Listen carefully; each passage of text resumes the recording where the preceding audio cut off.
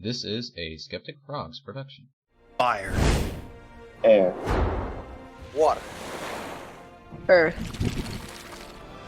8 years have passed since the Avatar's untimely end, with fear that the Avatar line may have ended, and with withering hope for the White Lotus to continue holding peace. The search for the next Avatar hastily begins.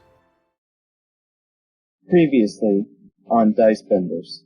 I think it prudent that we maybe do have that sit down for tea. Just take care of the White Lotus. I walk away. I have a letter from Mr. Go. The letter claims that the White Lotus is interested in obtaining the spirit Val. I'm gonna go see if I can find Val, because I have some questions I'd like to ask as well. Hello! You are so cute. A talking toad. He walks up to you and he holds out his hand. And I touch his hand. I touch his hand. She's gonna rub her sweaty palms on her thighs and grab the hand. Okay. So, we're gonna pick up right there. Taro, you removed your hand from Val after witnessing his ability to dig through people's memories. His search through you was very extensive, it felt like. It felt like hours and hours of him just combing through you. And as you finally release from his hand, the rest of you all see this just happened in an instant. And Meelo, you've seen this before too, and in fact, whether or not you are tethered to Val is entirely up to you, but assumedly you and the rest of your family would be. So you already know what occurred amongst these four. Val just smiles and looks at the four of you. And is there anything anybody wants to say or do? Okay, that was interesting. How everybody feel? I think last time I said I walked out of the room, so I'm not there. I ran behind you to check to see were you okay? That you was seeming trouble. Alright, so Kevin leaves the room, Kevin leaves the room after Taro. Jaeger, Meelo, Valahalaru. Such a fun name to pronounce. You guys are standing in the room, and Val turns to look at you, Meelo, and was like, tough crowd. Yes, I suppose I perhaps should have warned everyone of the severity of this. Potentially, anyways. But, he's going to, snap his fingers a couple of times and look at Jaeger. Jared, there's perhaps something you could help me with, if you're not going to attend to your companions.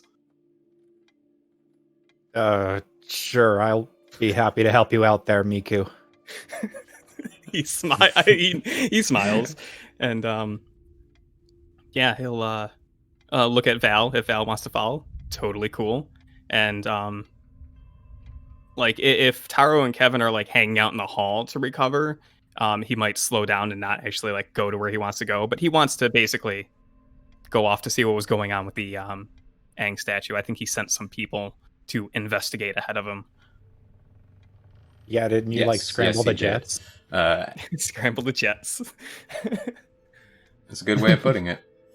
And with that, Taro, you left the room. Did you leave the building, or did you just go to another room? I think I went all the way outside. She needs some fresh air and okay, moments to, as Go does, breathe. Yeah, she does like to breathe. Yeah. So the five of you all at one moment or another find your ways outside. Meelo giving respectable distance to Taro, knowing that she kind of just needs a moment. Kevin is sitting there trying to ask her questions, and Jaeger is following you, Meelo. And we'll cut over to Yaang. So, Yaangy boy, You... Let's describe what you're doing here, Yang. You've got Iroh with you, and you chose to head off to Aang's statue to deface it. So, describe how you're doing this. So the first thing I would do is, after landing, up at it and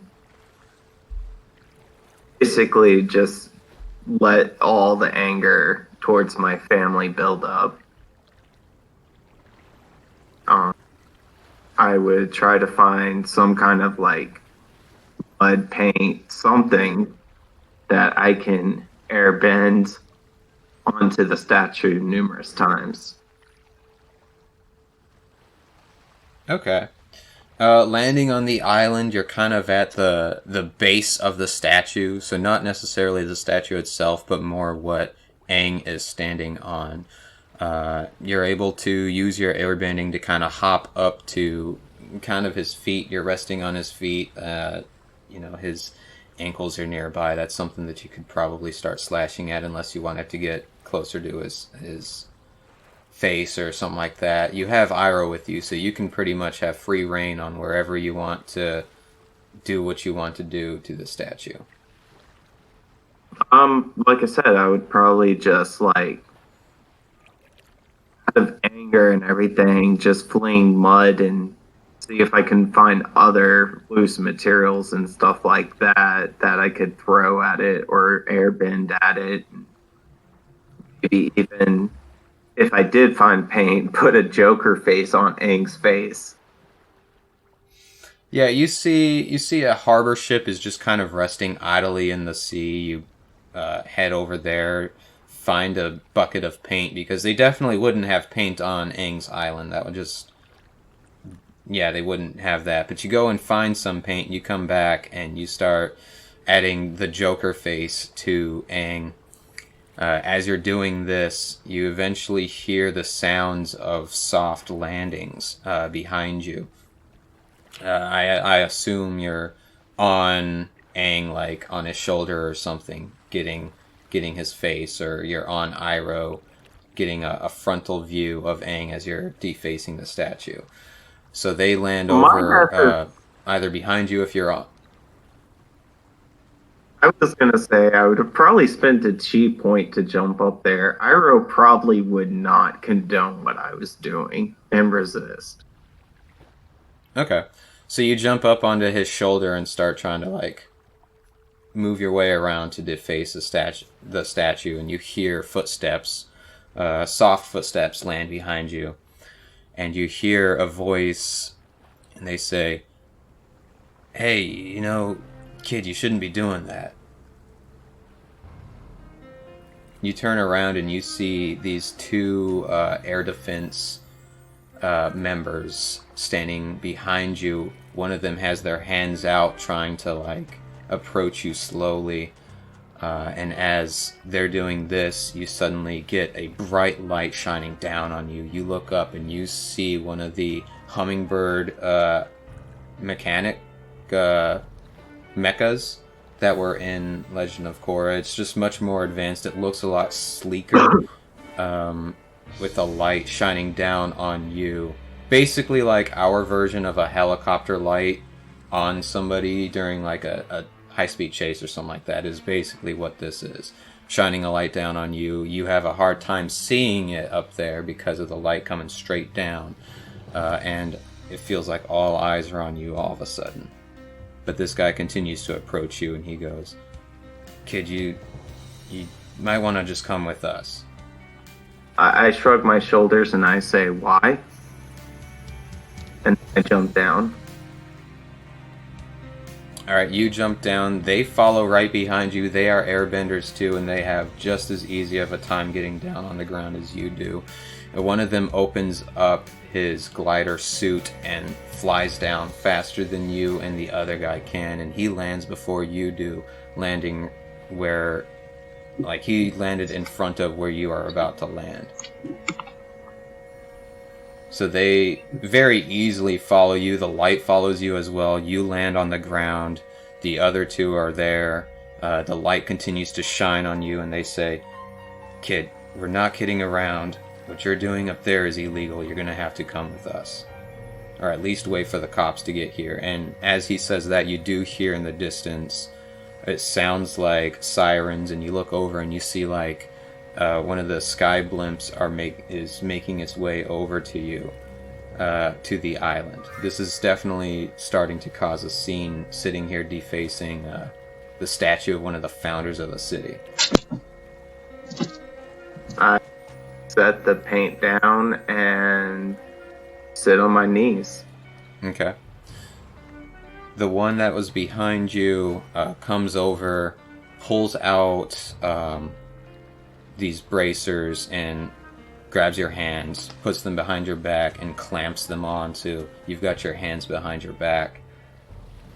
He tries to pull you up off the ground. The other one stays a comfortable distance just to see if you're going to do anything crazy. They're airbenders too, and they know what to expect. No, I'm broken at this point. I'm not resisting. Okay. The blimp finally makes its way down. The cops finally grab you. The two airbenders go over and kind of like calm Iroh. And one of them, as you are being put onto the police blimp, one of the airbenders comes up and he says, "We'll take care of your bison for you. Not sure why you're doing this, but, we understand. A bison is your best friend, so, at the very least, we're gonna keep an eye on him for you." Just take him to my Uncle Meelo. And as you're saying that, the two airbenders look at each other. The cops kind of freeze for a moment, but eventually push you onto the blimp. The bison flies off, the blimp goes off, and you guys are separated. Cut over to the island. You see the bison is heading closer to Air Temple Island. You see the blimp is floating off into the distance towards the heart of the city where the police station is. The light of the hummingbird mecha has gone off and has flown its way back to the city as well. The bison lands, and around this time, everybody is outside. The bison lands, the two airbenders hop off. One of them comes up to you, Meelo, and he's like, "General, we were able to grab the bison safely. He seems to take good care of that bison. He's in good condition." I see. So, it was Yaang. It's a shame he got caught. They're taking him into city proper. Yes, they are, sir. The police were there. They apprehended him. One leans in close and is like, he's related to you, right, sir?" Meelo nods. Which means that seems like I'll be taking a trip into the city very shortly. And he nods, and he does kind of have this worried expression on his face, and he says, "Is the president going to have to know too?" I'll see if I can't intervene before this news gets more widespread. Why don't we just keep this between those who were around for it, huh? And he puts like a hand on this guy's shoulder, like they're good friends. Pats him a couple of times. And he puts a hand on your shoulder and like just foreheads you together before he goes, "Yes, sir." And he backs up. This solemn moment, he wakes up from it, gives you a salute, and then they carry the bison off to your bison stable that you would definitely have on this island. Cool. Then just a question for you, my froggy DM, is what would be like Meelo as general? What would be his like primary mode of transportation? Just going from the air base to the city and stuff. Being an airbender, you would also have one of those airbender suits under your clothing. And these are a lot more modernized. I'm not sure how far into Legend of Korra that you've gone, but these are the more advanced. I finished it. Awesome. So you know why the spirit portal's there and all that stuff. So perfect. Yes. So all on board. The suits are a more modern touch to those designs. It's a lot easier. You don't have to manually clip the wings back onto your suit after you're done flying or anything like that. It's got like things on the wrists that you just flick your wrists and then the wings kind of open off of your suit. Even in your captain's garb, you would be able to still activate that to just fly. That's essentially how most airbenders get around, because it's hard to keep a bison around in the city with how tight-knit all of the streets are and everything. Sure. Okay, good to know. Then I believe Jaeger was with Meelo, so Milo's going to, after this exchange, turn to Jaeger, probably glance off to see how Taro and Kevin are doing. I'm assuming they're still recovering or having a chit-chat or what have you. That's up to them. I'm feeling okay. A little shaken, but okay. That was interesting, to say the least. Are you saying that to me, or are you doing? Yeah, well, you're the one that took off first. Kevin's after you, so I'm asking you, like, what are you doing and how are you feeling? Oh, I mean, yeah, she's, I think she's trying not to have a panic attack, because she's been repressing all those memories for at least 2 years. So yeah, she's just trying to, like, put all of those memories back where they came from. Breathing, not really acknowledging Kevin at all. Okay, because I was about to say, this entire time you've got Kevin behind you, like, trying to see if you're okay and whatnot. You're just not acknowledging him at all. She's too in her brain to even think about, like, even looking if someone was following her. Tara, are you okay? Can I get your cup of tea?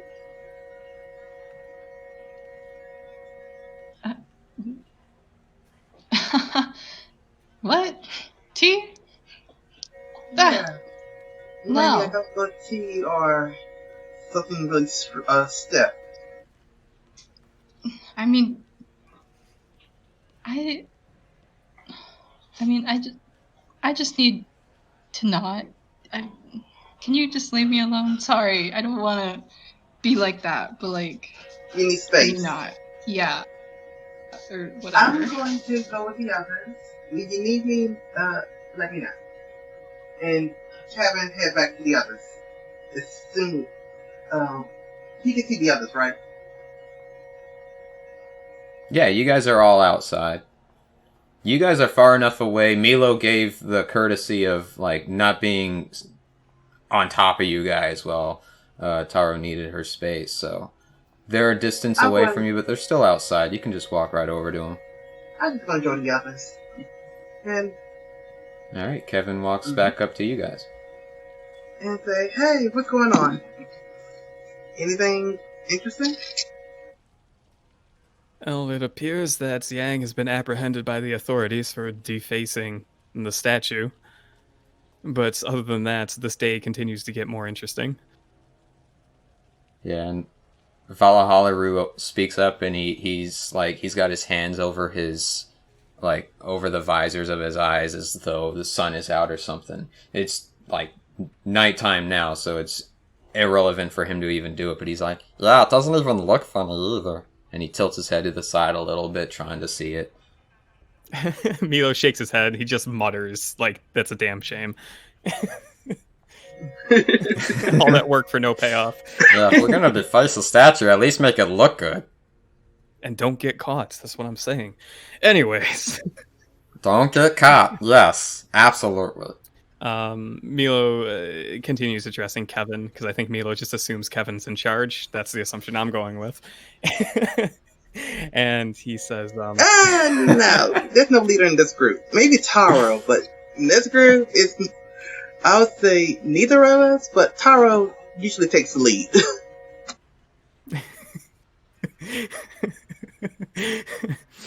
Meelo like cocks an eyebrow, but will just nod and say, well then, while Taro is recovering, I'm going to go see if I can sort out this mess with Yaang, and I would like to take Val here with me. I'll go with you.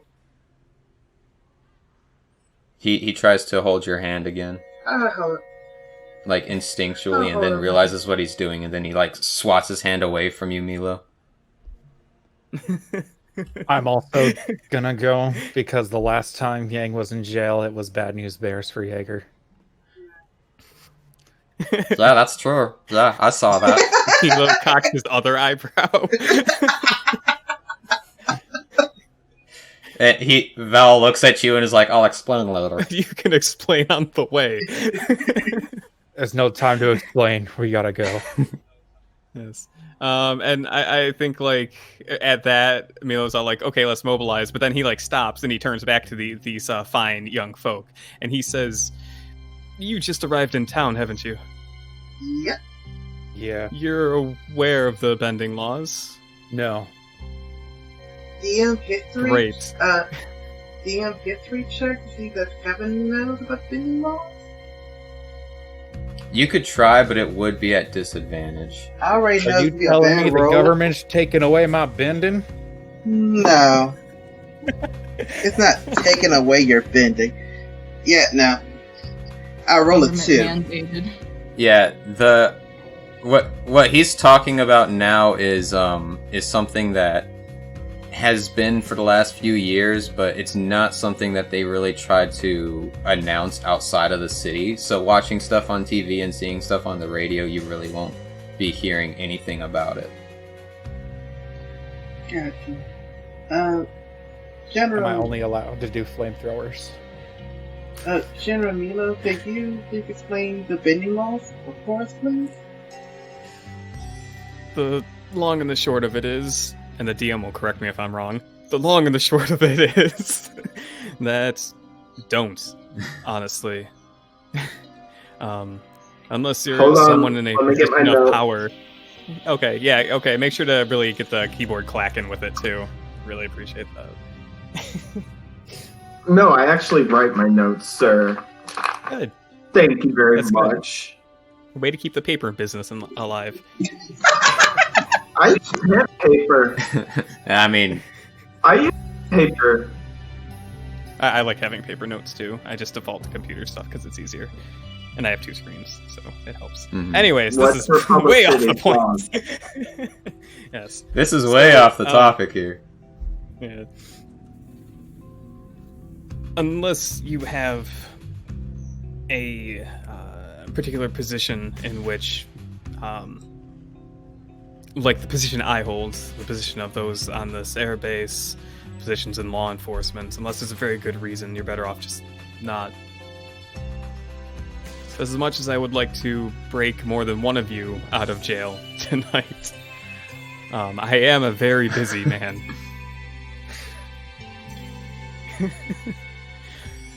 And he gives Val this look like don't say anything because he's not actually that busy. You see he zips his lips for you and Great. just throws away the zipper. Good. Throws away the wall. And if you're gonna take the air bison into town, be very careful. It's not exactly easy maneuvering, and there's only a few real places that you can bring the bison. A few landing pads on top of buildings, stuff like that. I'm sure you'll figure it out. You're a bunch of smart young kids. Probably. Especially you, Jason. He points at Jaeger. I really appreciate that, General Miku. I know. We get each other. I know Jaeger, big brain. I love that narrative, just saying. We're gonna be the best friends, aren't we? And Val just smiles and looks at the two of you. Yes. Well, let's be off then. Yes, I believe I have a blimp to catch, or chase. We'll see. And we away. Kevin's Kevin's falling behind and General Val Meelo. goes into like. All right, so Kevin starts flying, and I'll take the We got the boat. so like Jaeger and Kevin go to start like walking behind Meelo. Meelo just widens his arms, his wings pop out of his suit, and he just takes off. Val goes into spirit form, which then means that he can fly too, and just like levitates behind Meelo. And the two of you kind of like frozen, one foot in front of the other, not even on the ground yet, and is like, well, I guess we're not going that way. To the boat. And To the boat. Mm-hmm. And I'm flagging Taro like, I know you want your space, but we're gonna head to the boat to go back to town because Yaang got himself in trouble again. Oh, okay, cool. I'll get on the boat. Boat time. Get me away from this island. Yeah. And as we head to the boat, I kind of inform her about the bending laws in the city. What do you mean I can't stone hand everyone I see? This city sucks. Yeah, that's what I'm saying. I think it's more to make everybody feel equal. At least that's what I'm thinking. Oppressing some people isn't really equal, though. Well, he also said they have to be like involved with law enforcement, which the White Lotus is, Oh. you know. There's a smart boy. The three of y'all, but we're also trying to roll me, and go ahead. Actually, you guys roleplay this. But also we the White Lotus is trying to have a meeting with the city to allow White Lotus into the city to operate. I mean, to get a school, not operate. Well, that's true. So we still gotta be on our best behavior. I'll try. I'll just go with the old minding my own business route, and we'll see where it goes. Well, maybe not. Let's not mind our business. Wait.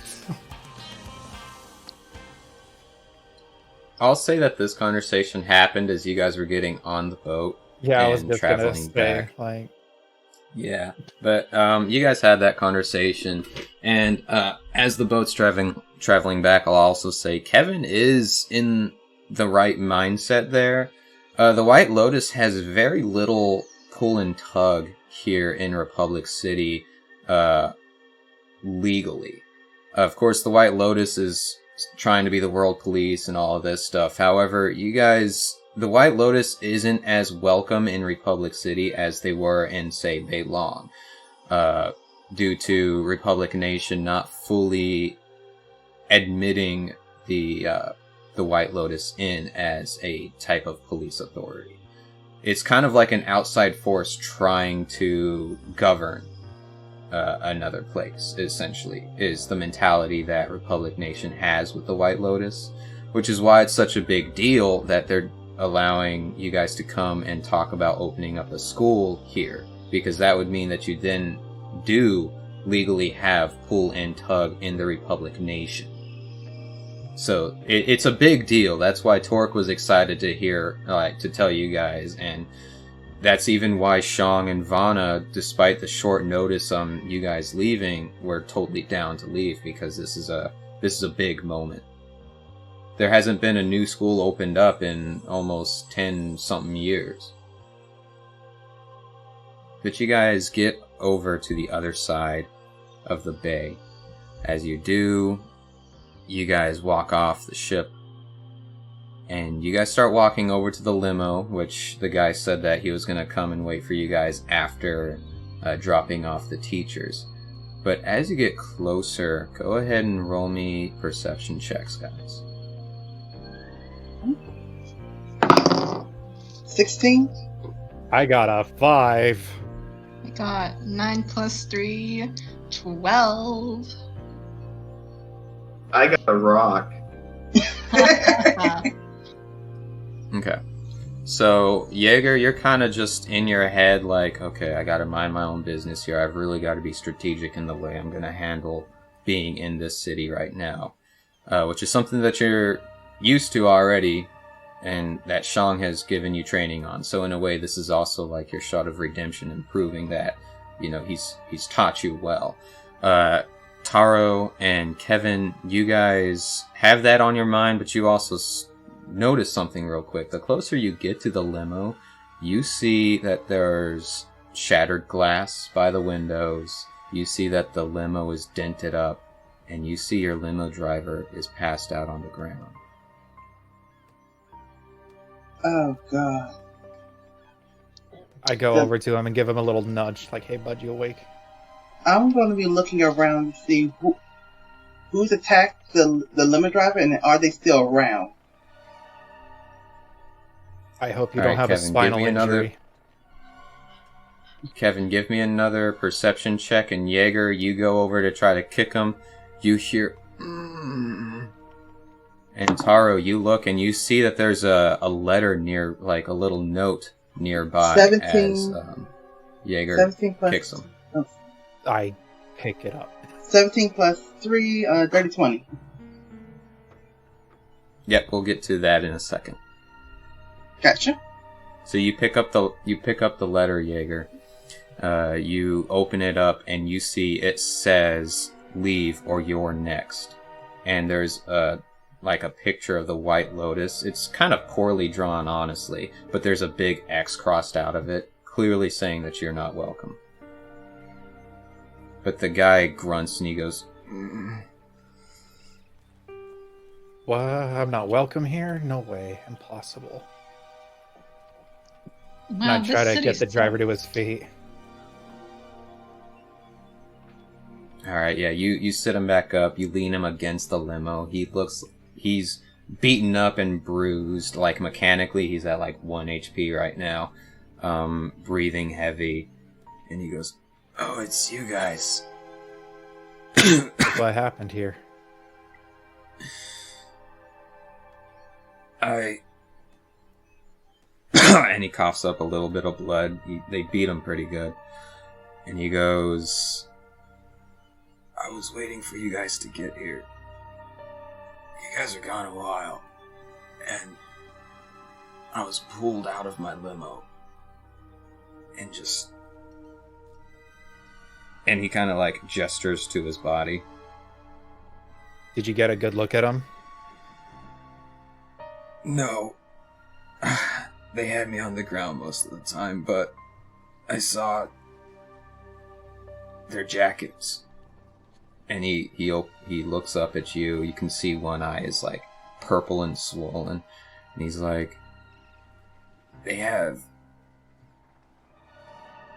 a symbol on their jackets." What symbol? He gestures for a pen and a paper so that he could draw it, and you hand him the note, so he turns it around and draws it. It basically is the Republic Nation symbol, only the center of it has like a jagged swirl. Have you guys ever played Soul Reaver? When you're in the Soul Reaver's world, your health bar, instead of it being a smooth swirl, it's like a jagged swirl going outwards. That's essentially what's in the heart of the Republic Nation symbol. So it's like a Tim Thank Burton you, Chris. swirl? Yeah, it's a lot like a Tim Burton swirl. Okay. Huh. And he coughs up a little bit more blood. And he just goes, "I don't come down to the Vine sector often, so I don't really know what this is." Huh. Kevin? And Yeah. Was that solve my dirty 20? yes, I was about to get there. As this conversation is going on, You look over. You're fine. You look over, and in the same spot that Taro and Jaeger saw people chatting in the distance, over by these two buildings between the alleyway, one building is almost completely turned to rubble, and the other one is still relatively standing. You do catch somebody kind of standing there. When you finally lock eyes in their direction, they take off in the back of the alleyway.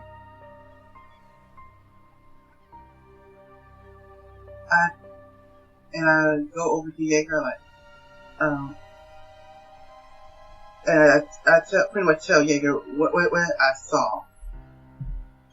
And I'm actually, hey Jaeger, can you just give me a little cover? I'm going to take my water and heal him. Yeah. Just don't want nobody to be bending. Yeah.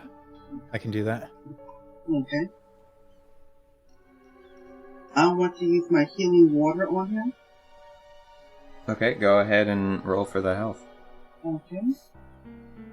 Well, you don't really have to. This guy's just a minor NPC. So you take your time and heal him. You spend your chi to do it. And he definitely looks a lot better. He's no longer coughing up blood. You see his eye even goes down a little bit. It's still swollen shut, but it's not as swollen as it was before. And he just smiles and he goes, "Thank you. I promise I won't tell anybody you did that." Thank you. I hope at least you are feeling a little better. Let's get out of here. And you need to either go to a hospital, go to a doctor, or you just go home and rest for a while. I'm gonna need a minute to kind of check my limo and make sure that it's able to move. Yeah. I don't even know how to check with a limo. Does the vehicle still works? The guy is able to stand back up, and he starts trying to look at it, starts inspecting it. One of the tires is flat. He doesn't have a spare in the back. The windows are all shattered. The front window, this is still, safety has become a thing for vehicles, but it's still not as safe as our vehicles are. So the front panel is kind of shattered too. It doesn't look like he can get this thing moving tonight, not with the equipment that he has. We're still near the boat, and that means there's a phone. Could we call somebody on Airbender Island to say, hey, can we get an escort to the hotel? Or at least call the teachers. Yeah.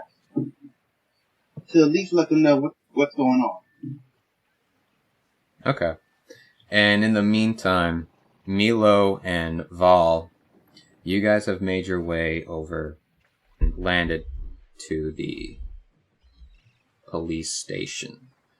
Now, with the old police station, this one's different. The old police station was destroyed with the explosion at the heart of, or the downtown area of Republic City back in the day. So they had to build a new one. This one is very poorly named the New Police Headquarters. It still has the same symbol and such. It's in the 3rd sector. So the most left of the city. That's also where factories are higher up on the mountainside of the city. That's the same sector that those things are usually in. The front of the station has the Toph statue, of course. They had to build a new one, but they were able to do so. They also have a statue of Meelo, much more as an adult, with his hand on Toph's shoulder, because as time went on, he eventually became the captain of the police force as well. He is retired now and has been gone for a number of years out of the city. You would know this, Meelo, but he did run the police station at some point after the Legend of Korra. You guys land it's the design of the building itself still looks relatively the same, with a little bit more of modern flares to like the architecture of the building. But for the most part, it's still essentially the same concept. You walk in, you see the police are still, it's busy. You know, this is much like in the same way that New York is constantly busy in their police stations, I'm sure. This place, you walk in and you're hearing phones ringing, going off constantly. You are seeing police come in and out. You're seeing people that have been apprehended, most likely for bending in public or something, being apprehended, heading in to get questioned and such like that. But you walk up to the front desk and you see a couple of officers are just kind of like standing in a circle, talking, and finally one looks over and he goes, "Oh, General Meelo, long time no see," and he goes to like shake your hand. Yeah. Meelo shakes his hands, gives him a business-esque smile, and says, "Yes, I suppose it's been quite a while, Bob." He kind of leans off, like he doesn't know the dude's name. He just smiles and he's like, "Oh, you know me, I'm Carter." And you look at this guy, he has like the facial features of a Water Nation person. His hair is slick back in a nice, it looks like bun in the back, you know, business up front, party in the back kind of guy. He's got a little bit of a gut, but this is a guy that you and your family didn't get necessarily too close to. But you were invited to a couple, like, barbecues every now and then. You're in good standings with this guy. Sure. Then Meelo says, yes, of course. It's just been quite a day. I got interrupted during my afternoon meditations. But I'm afraid I'm not here for pleasantries. I'm here on business." And he just gives you a smirk, and he's like, "I wouldn't think any other way. You're always talking about work and business. Yeah, come with me." I am and he a starts work and business guy. Sure. You certainly are. And he starts walking away from the circle that he was talking to. The rest of them kind of continue their conversation, just kind of give you friendly nods and hellos. Everybody knows who you are, definitely. You've grown used to this, walking around in the city. Everybody knows your face, and even more so, everybody recognizes the position you are in due to your clothing and stuff like that. You are General Meelo of the Air Defense. The first and so far last general of the Air Defense. But he starts walking with you and he's like, "So tell me, how's the family going?" That's actually what I came here to find out. An airbender was apprehended around Aang's statue, brought in, and well, he's a relative, and I need to talk to him. Oh, the guy that was defacing the statue. Yeah, I was hearing about that. Yeah, and he kind of stops and like turns that you guys are facing each other. You guys are no longer walking down this hallway full of the windows off to your side with the blinds obviously down because it would be facing the spirit portal, and the doors on the other wall. And he just goes, "Now, what exactly do you need from him? Are you trying to get him out, or?" And he starts kind of like rubbing his chin. Meelo grins and says, "First a talk, but yes, I'm gonna make my intentions very clear. I don't intend on leaving him here." Right.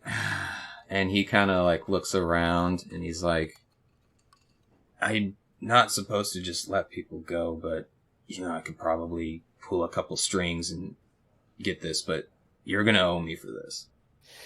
"That's what we do. We trade favors for favors." And he grins and That's says, "Yes, of course." All right. And he's going to have to be in your eye the whole time. Like, he's going to have to be by your side. You got to make sure he's not doing anything stupid, because if he goes off and does something like this again, it's not just going to be something that we have here. The media's going to hear about it. Next thing you know, your brother's going to be in big trouble. Yeah, let's leave him out of this for the moment. But I have a feeling Yaang won't be sticking around here for much longer. I think he has a purpose elsewhere. Okay, yeah. And he begins walking down the hall again with you. You guys head downstairs into the basement area and then down another flight. The first floor is obviously where most of the business happens for the police station. That's where all of the officers have their desks and do their jobs. The first basement floor is generally you would know this, generally for non-benders and stuff like that, just people in these jail cells. Either drunkards that were out in the streets longer than they were supposed to be, drinking things that they weren't supposed to be, people that were trying to steal, just some petty theft stuff, and other people that are just trying to be off the streets, people with no homes did something stupid just so that they could have a bed for the night. But he takes you down into the second basement, and here is where things get interesting. This is where they have the bender-specific jail cells. And they also have another layer under this, which is the same thing. These cells are bigger because they have to be more advanced, quote unquote. And you're walking through you're seeing a couple of them, and in the same way that in The Last Airbender, there are the ones for firebenders that are just like frozen. They're freezers, essentially, inside. You see others that are for metal benders. They are inside these wooden compartments that can open by sliding them, but they're locked with, it's all wooden, so they can't bend anything if they are metal benders, for instance. You're seeing water bender ones that are just super dry. They've got air currents coming in that constantly keep the water or the air cool, and there's no humidity inside there whatsoever. And then you're seeing the ones for the air benders, which are just giant metal containers with a small pivot that you can slide over and see through the door, see the person inside. He comes over, he talks to one of the guards that's down here. They are able to open or at least slide the crack over for you. So at the moment they haven't opened it, but they have the keys to open the door here. And he kind of like moves to the side so that you can peer inside this room. And he goes, "All right, go ahead and get your chatting out of the way, and then we can, I'll fill in the paperwork so that you can get him out of here tonight." Meelo nods and says, "Much appreciated."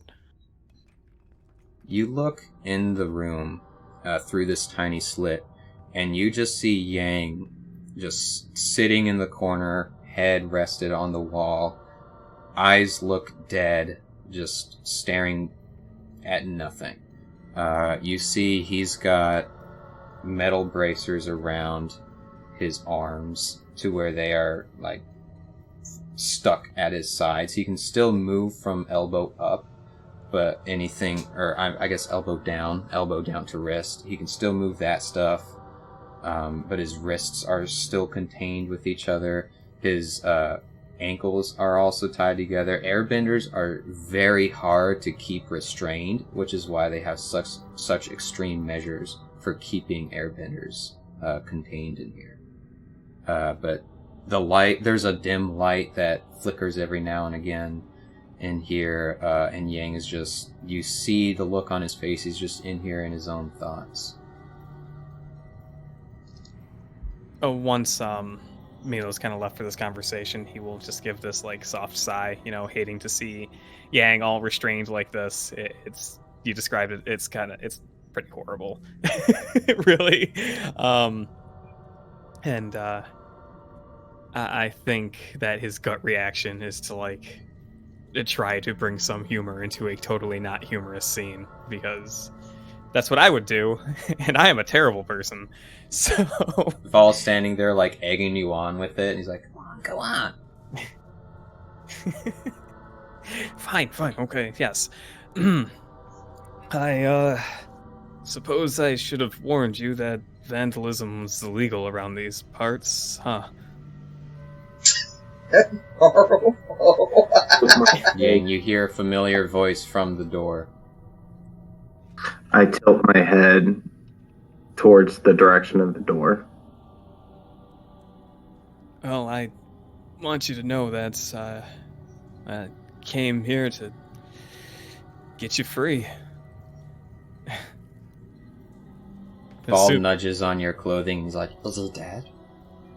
No, of course he's not. He's breathing. I can see it. He's just so quiet in there. I don't know. Meelo like kicks him a little bit. Ow! What did I do wrong? The whole vandalism thing. People kind of like the statue and prefer it not muddied.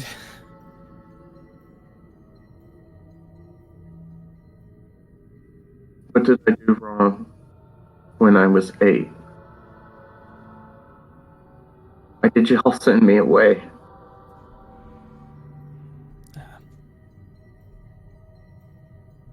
I see. And that's where we'll end know- this episode. Oh my god! I try to keep episodes between about 45 minutes to an hour. So that was a perfect moment. No, that's good. I wasn't expecting it. But when you said that's where I'm ending it, I was like, yeah, that's where you're ending it. Yeah. Thank God you're not doing a scene. Jeez. It all started when I was born. Thousands of years ago. So, My mother and my father missed my birth. I was born without a face. Alright, so thank you everybody for listening to the end.